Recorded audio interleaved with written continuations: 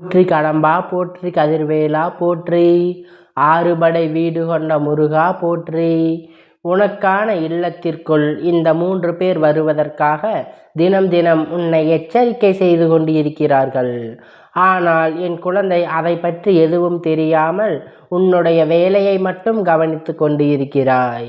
அவர்கள் முன் இல்லத்திற்குள் வரவழைப்பது உனக்கு மிக நல்ல விஷயம். நீ அதை உணராமல் இருக்கிறாய் என்பதை உனக்கு தெரிவிப்பதற்காகத்தான் உன் அப்பன் இப்போது ஓடி வந்திருக்கிறேன். மேலும் என் குழந்தைக்கு இருக்கின்ற சில சந்தேகங்களும் நல்லதொரு தெளிவினை கொடுக்க உன் அப்பன் வந்திருக்கிறேன். என் குழந்தை நினைத்து இருக்கலாம், அப்பன் அந்த 3 பேர் யாராக இருப்பார்கள்? அவர் புகைப்படத்தை காண்பிப்பார்களா? அப்படி யார்தான் நம் இல்லத்தில் வருவதற்கு முயற்சி செய்கிறார்கள்? நம் இல்லத்தில் ஏதேனும் தீய சக்தி இருக்கிறதா? நமக்கு பயமாக இருக்கிறது என்று நீ நினைக்கலாம். என் தங்கமே, அப்படி தீய சக்தியாக இருந்தால் உனக்கு அதனை நான் தெரிவிக்க முன் வந்திருப்பேன். என் தங்கமே, இவர்கள் 3 பேரும் உன் வாழ்க்கையில் மிக முக்கிய பங்கு வகிக்கக்கூடியவர்கள்.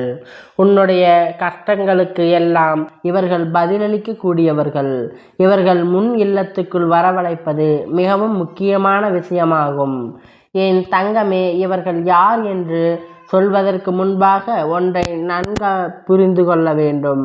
தங்கமே, உன் இல்லத்தில் எப்பொழுதுமே செல்வம் குறைவாகவே இருக்கிறது. பணம் வந்தால் வந்த இடம் தெரியாமல் சென்று விடுகிறது. சேமிப்பு என்பதை என்னால் செய்ய முடியவில்லை என்று நீ வேதனைப்படுகிறாய் அல்லவா? செல்வம் குறைவதற்கான அறிகுறிகளை உனக்கு நான் சொல்கிறேன். அதுவெல்லாம் உனக்கு தெரிகிறதா? இல்லை நீ இந்த தவறை எல்லாம் செய்கிறாயா என்று ஒரு முறை சிந்தித்து பார். என் தங்கமே, கழுவப்படாத எச்சில் பாத்திரங்கள், சமையல் பாத்திரங்கள் எல்லாம் அதிக நேரம் அப்படியே இருக்கக்கூடாது. அது காய்ந்து போகக்கூடாது. இது உனக்கு நான் சொல்லி தெரிய வேண்டிய அவசியமில்லை. இதே போன்று பாத்திரங்களை வைத்து கூடாது என்று. ஆனால் அப்படி வைத்தால் என்ன நடக்கும் என்பதை நீங்கள் நம்ப மாட்டீர்கள். இது உன் இல்லத்தில் செல்வத்தை குறைப்பதற்கான மிக பெரிய ஒரு அறிகுறியாக கருதப்படுகிறது. என் தங்கமே, அதுபோல வீட்டில் பெண்கள் தான் விளக்கேற்ற வேண்டும். ஆண்கள் விளக்கேற்றுவது என்பது சரியான விஷயம் கிடையாது. பெண்கள் இருக்கும் பொழுது பெண்கள் தான் ஏற்ற வேண்டும். ஏனென்றால் பெண்கள் தான் மகாலட்சுமியின் உருவமாக கருதப்படுகிறார்கள். அவர்கள் நம் லட்சுமி தேவியாகத்தான் வணங்குகிறோம். மகாலட்சுமி என்றுதான் சொல்லி அழைக்கிறோம். அப்படி இது பெண் மீது பெண் தான் விளக்கு ஏற்ற வேண்டும், வழிபட வேண்டும். என் தங்கமே, அதே போல தலைமுடி என்பதை தரையில் வந்து உலா வந்து கொண்டிருக்கக்கூடாது. எங்கு பார்த்தாலும் வீட்டில் முடிந்த இருக்கிறது என்றால் அதை கூட உன் இல்லத்தில் செல்வம் குறைவதற்கான ஒரு அறிகுறி. அதுபோல வீட்டில் உள்ள மூளை முடுக்குகளில் எப்பொழுதுமே ஒட்டடைகள் இருந்து கொண்டே இருப்பது. அதே போல என் தங்கமே, அதன் பிறகு சூரிய மறைவு ஏற்பட்ட பிறகு வீட்டை பெருக்குவது, துடைப்பது, அதன் பிறகு தூங்குவது, இது எல்லாம் மிக பெரிய தவறு. உன் இல்லத்துக்குள் செல்வம் சேர்வதே நீயே தடுக்க செய்கிறாய். உன் இல்லத்துக்குள் லட்சுமி தேவியானவளை நீ அழைக்காமல் விரட்டி விடுகிறாய். இது போன்ற செயல்கள், இது போன்ற அறிகுறிகள் எல்லாம் உன் இல்லத்தில் தென்படுகிறது என்றால் நீயே ஏதோ மிக பெரிய பண கஷ்டத்தை சந்திக்கப் போகிறாய் என்று அர்த்தம். அதுபோல பூஜை பாத்திரங்களில் எல்லாம் பச்சை போன்ற வண்ணம் படிந்து விடுவது. என் தங்கமே, எப்பொழுதுமே வீட்டில் ஏதோ ஒரு துர்ப்பலையோடு இருந்து கொண்டிருப்பதும் இந்த நாள் கண்டுபிடிக்கவே முடியாது. அந்த அளவிற்கு ஏதாவது ஒரு வாடை இருந்து கொண்டே இருக்கும். அதே போல அழுக்கு துணிகளை சேர்த்து வைப்பது, இவையெல்லாம் நீ மட்டும்தான் உனக்கு புரிகிறது. லட்சுமி தேவியானவள் உன் இல்லத்துக்குள் வந்து தங்கி இருக்க வேண்டுமானால் இது போன்ற செயல்களை எல்லாம் செய்யக்கூடாது. வீட்டினுடைய பெண் மகாலட்சுமியாக சென்று விளக்கினை ஏற்ற வேண்டும். கழுவப்படாத பாத்திரங்களை போட்டு இருந்தால் அதை பார்க்கும் பொழுது நம் தாயானவளுக்கு அவளை அவமதிப்பதாக போல தோன்றும்.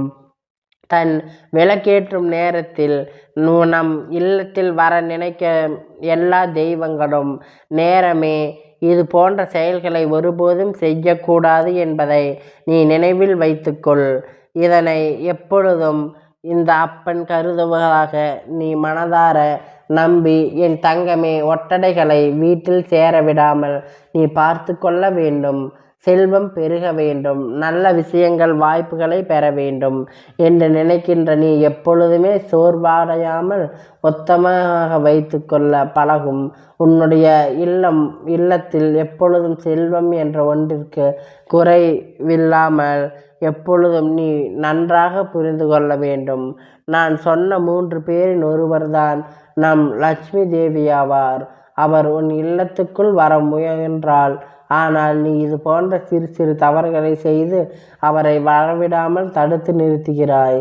இன்னும் 2 பேர் யார் என்று சொல்வதை, அவரை எந்த நேரத்தில் நீ எப்படி அழைக்க வேண்டும் என்று உன் அப்பன் சொல்கிறேன்.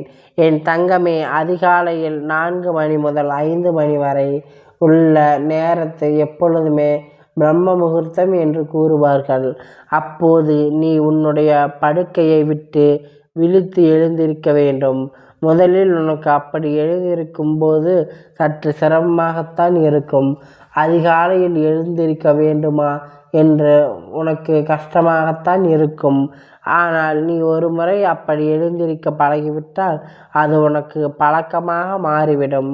நிச்சயமாக அந்த நேரத்தில் உனக்கு இந்த அப்பன் என்ன சொல்வதற்கு காரணம் இருக்கிறது. ஏன் உனக்கு நீண்ட ஆயுள் கொடுக்கும், உடலுக்கு நல்ல ஆரோக்கியத்தை கொடுக்கும். அப்பொழுது நீ விழித்திருந்து நீ மனதார உன்னுடைய சோர்வுகளை, உன்னுடைய தேவர்களை வரவழைக்க வேண்டும். ஏனென்றால் அவர்கள் உன் இல்லத்தை நோக்கி இந்த பிரம்ம முகூர்த்த நேரத்தில்தான் வந்து கொண்டிருப்பார்கள். நீ அந்த சமயத்தில் வீட்டில் கதவை எல்லாம் அடைத்து போட்டுவிட்டு தூங்கி கொண்டு இருந்தால் அவர்கள் எப்படி உன்னை இல்லத்திற்கு வந்து உனக்கு நல்ல விஷயத்தை எல்லாம் செய்ய முடியும்? எனக்கு நல்ல விஷயம் நடக்கவில்லை, கஷ்டங்கள் மட்டும் இருக்கிறது என்று அழுது புலவுகிறாய். என் குழந்தை, இது போன்ற சில விஷயங்களை எல்லாம் நீ நிச்சயமாக கவனமாக செலுத்த வேண்டும். ஏனென்றால் உனக்கு வாழ்க்கையில் சில நல்ல விஷயங்கள் நடக்கிறது. ஏனென்றால் அதன் பிறகு இவர்களும் முக்கியமான காரணமாக இருக்கிறார்கள் என்பதை மறந்துவிடாது. அவர்கள் உன்னை வேண்டுமானால் பிரம்ம முகூர்த்த நேரத்தில் நீ உன்னால் எப்பொழுதெல்லாம் முடியுமோ அன்றெல்லாம் நீ அதிகாலையில் எழுந்திருத்து அவர்களுக்கு வழிபாடு நீ செய்ய வேண்டும்.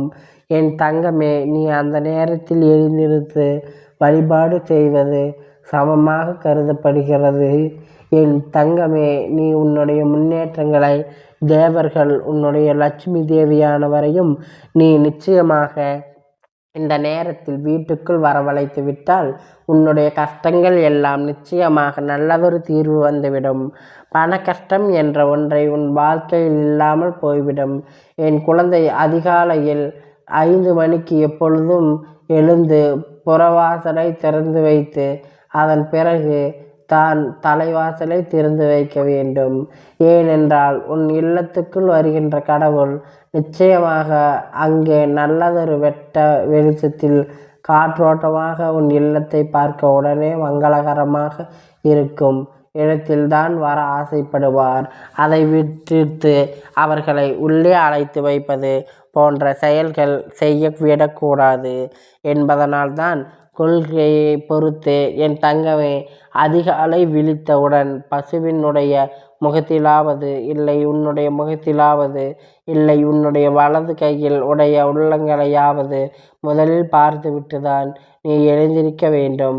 அதேபோல் செவ்வாய்க்கிழமை, வெள்ளிக்கிழமை 5 முகம் கொண்ட குத்து விளக்கு ஏற்றி நீ திருமகளை வழிபட வேண்டும். என் தங்கமே, இப்படியெல்லாம் நீ செய்து கொண்டிருப்பதனால்தான் நிச்சயமாக உன் இல்லத்தில் இந்த 3 பேரும் விரைவாக முன்னேற வந்திருக்கிறார்கள். இவர்கள் எப்பொழுதும் உனக்கு தெரியும். தேவர்கள் எல்லாம் எப்படி இருப்பார்கள் என்பதை நீ நிச்சயமாக கற்பனையில் தெரிந்து வைத்திருப்பாய். இவர்களுக்கு புகைப்படத்தை உனக்கு தெரிவிக்க வேண்டிய அவசியமற்றது என்பதை நன்றாக புரிந்து கொண்டு, அதனால் என் குழந்தை, இவர்கள் எல்லாம் நீ நன்றாகவே அறிந்து வைத்திருப்பாய் என்பதனால் தான் என்று உனக்கு இவர்களை வரவழைப்பதற்கான வழியினை தேவியை உன்னுடைய முன்னேற்றங்களையும் தேவர்கள் மட்டும் விட்டு விடாதே. அதிகாலையில் எழுந்திருப்பதற்கு ஒரே போது சிரமப்படாது. சில காலம் செய்து பார்த்த நிச்சய பிரச்சனையெல்லாம் உன்னுடைய வாழ்க்கையில் நல்ல நல்ல முன்னேற்றத்தை ஏற்படுத்தி நல்ல குழந்தை பாக்கியம் இது என்னுடைய ஆசீர்வாதம் என்றென்றைக்கும் உனக்கு உண்டு. கந்தா போற்றி, கடம்பா போற்றி, கதிர்வேலா போற்றி.